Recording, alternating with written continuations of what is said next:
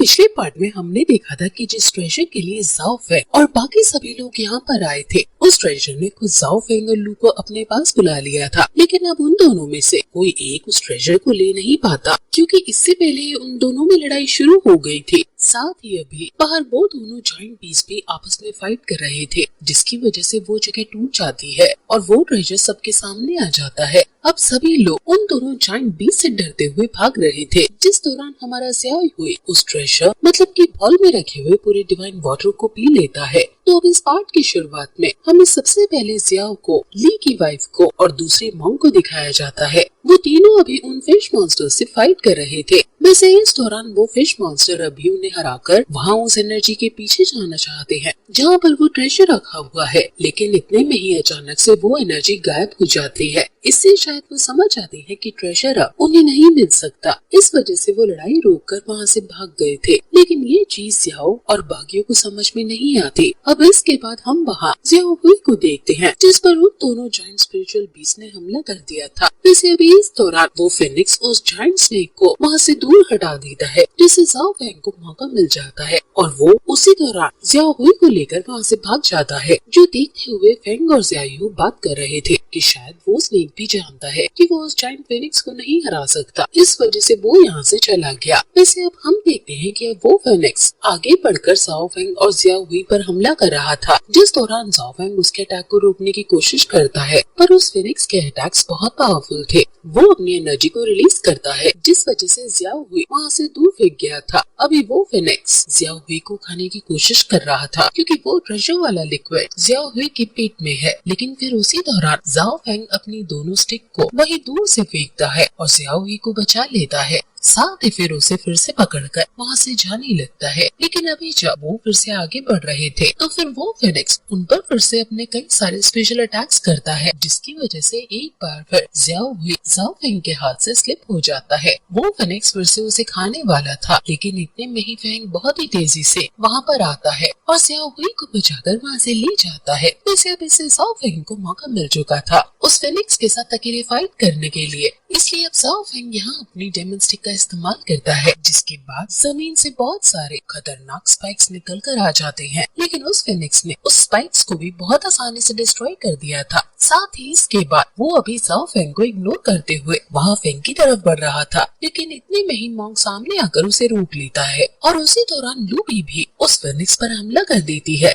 साथ ही अब यहाँ फेंग ने आगे आकर ज़ाओ फेंग को वापस से ज़ियाओ ही को लौटा दिया था और फिर ज़ाओ फेंग से दूर जाने को भी कहता है, क्योंकि वो फिनिक्स सिर्फ ज़ियाओ ही का पीछा कर रहा है। अब ज़ाओ फेंग जब वहाँ से जाने लगता है, तब यहाँ फेंग पीछे आता है। अभी मॉन्क ने उस फिनिक्स को रोक लिया था। लू उस पर 10,000 स्पिरिचुअल स्वॉर्ड से अटैक कर रही थी। उसी दौरान ज़ियाओ अपने थंडर ड्रैगन स्पिरिट का यूज कर लिया था और फेंग अब भी अपने एक बर्निंग फॉर्मेशन को क्रिएट करता है। वैसे अब इसके बाद अचानक से उस फिनिक्स की आंखें बंद होने लगी थी। वो सभी समझ जाते हैं कि उन्होंने उस फिनिक्स को शांत कर दिया है, लेकिन ये बस उनकी एक भूल थी, क्योंकि तभी वो फिनिक्स अपनी एनर्जी को रिलीज करता है और उन चारों के अटैक को एक साथ में ही डिस्ट्रॉय कर देता है। और फिर इसके बाद वो वापस से ज़ाओ फेंग का पीछा करने लगा था। अब ज़ाओ फेंग भागता है, लेकिन वो फिनिक्स उसके बहुत करीब आ गया था, मगर अब वो अटैक करे इसके पहले ही अचानक से उसके ऊपर एक ग्रेविटी प्रेशर पड़ता है और उसके आसपास एक फॉर्मेशन बन जाता है, जिसने उसे कैद कर लिया था। वैसे ये फॉर्मेशन यहाँ पर उन दोनों घोस्ट के मास्टर्स ने बनाया था और वो शुरुआत से ही इस फिनिक्स को पकड़ने के लिए यहाँ पर आए थे।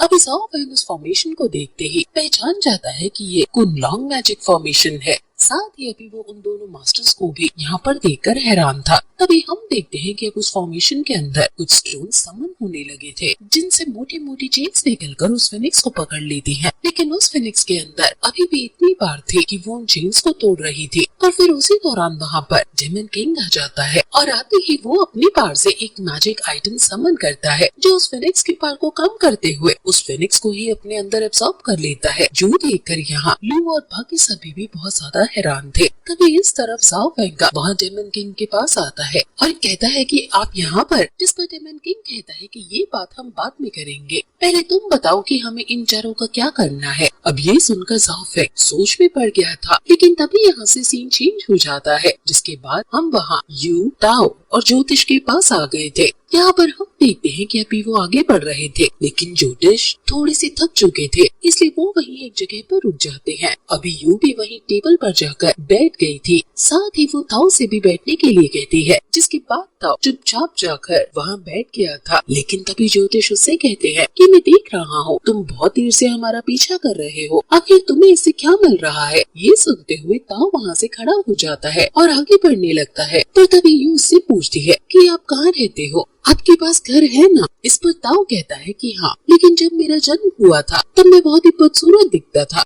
जिस वजह से मेरे पेरेंट्स ने मुझे छोड़ दिया। लेकिन फिर कुछ जंगली जानवरों के झुंड ने मुझे पाला और फिर बाद में मेरी मुलाकात ब्लड रिफाइनिंग हॉल के सीनियर मास्टर से हुई, जिसके बाद उन्होंने मुझे अपना डिसाइपल बना लिया और फिर वही मेरा घर बन गया था।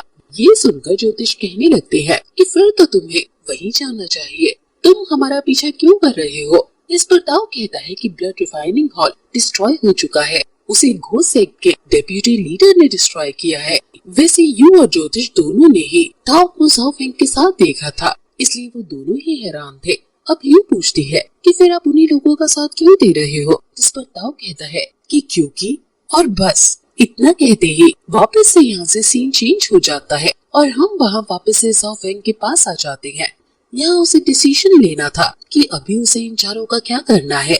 अभी यहाँ फेंग सोच रहा था कि जाओ फेंग बस कोई गलत डिसीजन न ले, क्योंकि वो कितनी भी कोशिश कर ले लेकिन डेमन किंग से नहीं लड़ सकते। क्योंकि अब वहाँ जाओ फेंग डेमन किंग से कहता है कि आप और इतने सीनियर मास्टर्स यहाँ पर खड़े हुए हो, फिर मैं कोई और डिसीजन कैसे ले सकता हूँ। इस पर डेमन किंग हंसते हुए कहते हैं कि मैंने तुमसे कहा था कि तुम्हें ही डिसीजन लेना है, इसलिए अब तुम्हें ही डिसीजन लेना होगा। अब जाओ फेंग को कुछ भी समझ नहीं आ रहा था, पर तभी ज़िया यूं चिल्लाता है कि अगर तुम लड़ना चाहते हो तो हम इसके लिए तैयार हैं, हम भी पीछे नहीं हटेंगे। अब ये सुनते हुए वो दोनों मास्टर्स लड़ने के लिए तैयार थे, लेकिन फिर कुछ देर की खामोशी के बाद डेमन किंग कहता है कि ये ज़िया यूं जरूर तुम्हारा वही बचपन का दोस्त है ना। इस पर जाओ फेंग कहता है कि अब इस चीज से कोई फर्क नहीं पड़ता, ये लोग जरूरी नहीं है, अब सबसे ज्यादा जरूरी वो फिनिक्स बर्ड है, हमें पहले उसे संभालना होगा। अब तभी वहाँ वो लेडी मास्टर उस दूसरे मास्टर को आगे बढ़ने का इशारा करती है, जिसके बाद वो दूसरा मास्टर डेमन किंग से कहता है कि डेप्यूटी लीडर सही कह रहे थे, हमें पहले उस फिनिक्स को संभालना चाहिए, क्योंकि हम यहाँ पर अकेले नहीं हैं। ही ह्यूआन सेक्ट और 10,000 पॉइजन सेक्ट भी यहाँ पर आए थे, मुझे नहीं लगता कि वो तुम्हारी तरफ से यहाँ लड़ने आए होंगे।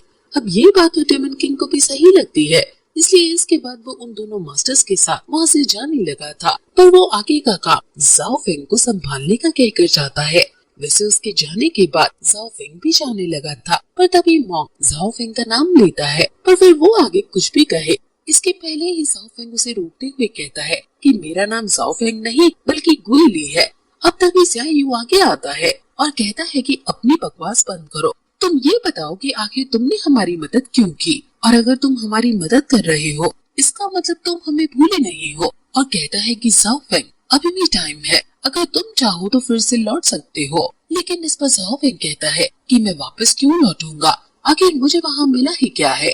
ये सुनते हुए ज़िया यू को गुस्सा आ जाता है और वो आगे आने लगता है, लेकिन तभी मॉन्क उसे रोक देता है और कहता है कि अब इसे समझाने का कोई फायदा नहीं है, ये वैसे भी ब्रेन वॉश्ड हो चुका है, इसे समझाना बेवकूफी होगी। साथ ही मॉन्क जाओ फेंग से ये भी कहता है कि अब सब कुछ खत्म हो चुका है, हमें अब आखिरी बार एक दूसरे को गुड बाय कह देना चाहिए। ये सुनते हुए जाओ फेंग तुरंत वहाँ से जाने लगा था, लेकिन तभी फेंग जाओ फेंग को रोकता है और उसके पास आकर कहता है कि देखो तुम भले ही मेरे बारे में कुछ भी सोचो, लेकिन मैं तुम्हें दिल से अपना दोस्त मानता हूँ और तुम मुझे यहाँ से वापस नहीं भेज सकते, क्योंकि मैं यहाँ तुमसे मिलने नहीं बल्कि जाओ वी से हेलो कहने के लिए आया था।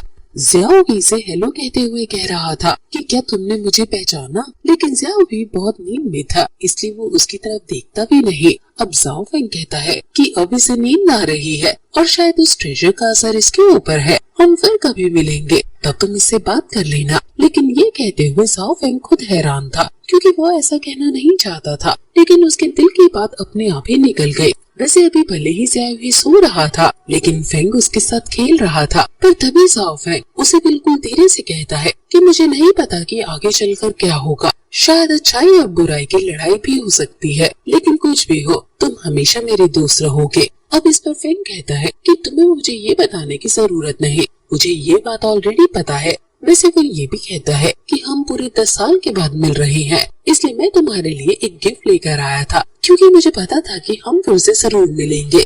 वो ज़ाओ फेंग को एक किताब देता है। अब ज़ाओ फेंग उसे ओपन करते ही तुरंत बंद कर देता है। इस पर फेंग कहता है कि तुम ये अभी क्यों खोल रहे हो? क्या तुम हमारी सीक्रेट रिवील करना चाहते हो? अब उस किताब में क्या लिखा है ये अगर जे डायनेस्टी के फर्स्ट सीजन को ध्यान से देखा होगा तो आप इजीली समझ जाओगे, क्योंकि फेंग और ज़ाओ फेंग की दोस्ती ही कुछ इसी तरह से हुई थी। वैसे अब इसके बाद फेंग हंसता है और वहाँ से चला जाता है।